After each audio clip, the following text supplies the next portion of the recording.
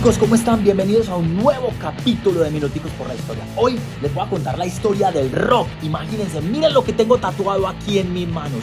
Rock. Pero antes del rock vamos a aprender un poquito sobre la música. Vamos a irnos hacia mucho tiempo atrás, donde en la prehistoria, chicos, acordémonos de ese significado que es historia y la prehistoria. Prehistoria es antes de la escritura, ¿cierto? Pero en la prehistoria, chicos, pues los primeros homínidos se dieron cuenta que la naturaleza nos hacía ruidos, nos hacía sonidos. Por ejemplo, el fuego cuando se está quemando hace ruidos. El viento cuando golpea con las olas, por ejemplo, en el agua también hace ruidos. Cuando golpea con las palmeras y con los árboles también hace ruidos. Entonces eso era muy importante. El viento, la tierra, el fuego, todo esto y el agua hacía ruidos. Y también esos primeros hombres, esos primeros seres humanos también vieron los animales, pero no se entendían los ruidos de los animales como comunicación como tal, sino que decían que se emitían unos ruidos. Bueno, chicos, entonces estos seres humanos empezaron a hacer los mismos y a hacer como comparaciones, como a representar estos mismos sonidos para que también hubiera la defensa. Por ejemplo, hacerle un animal sí, guau, guau, y asustarlo, ¿cierto? Entonces eso soltaba a los animales corriendo. Y también se dieron cuenta, chicos, que los animales se comunicaban. Entonces comenzaron a hacer comunicación, de ahí nacieron las lenguas, etcétera, etcétera.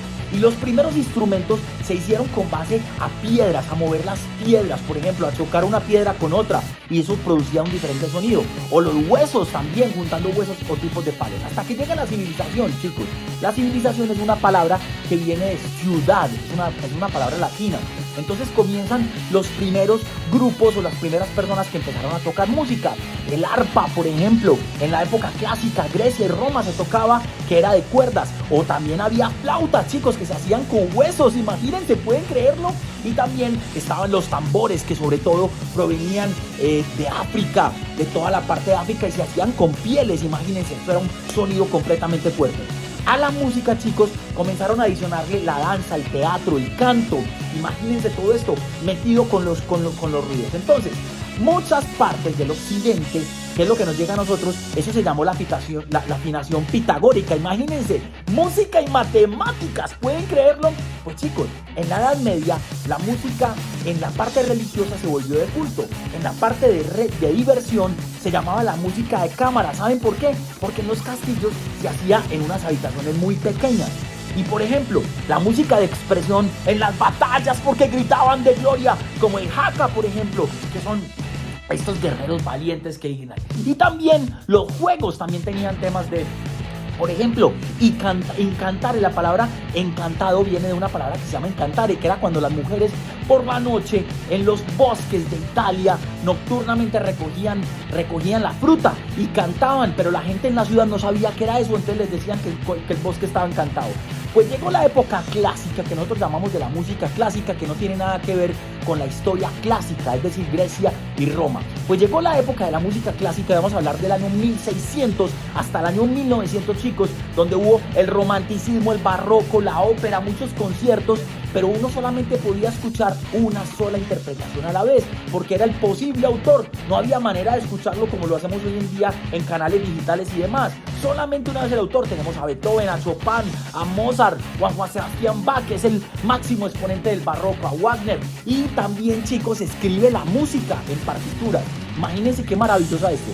Luego viene la época moderna, que pasa algo importantísimo.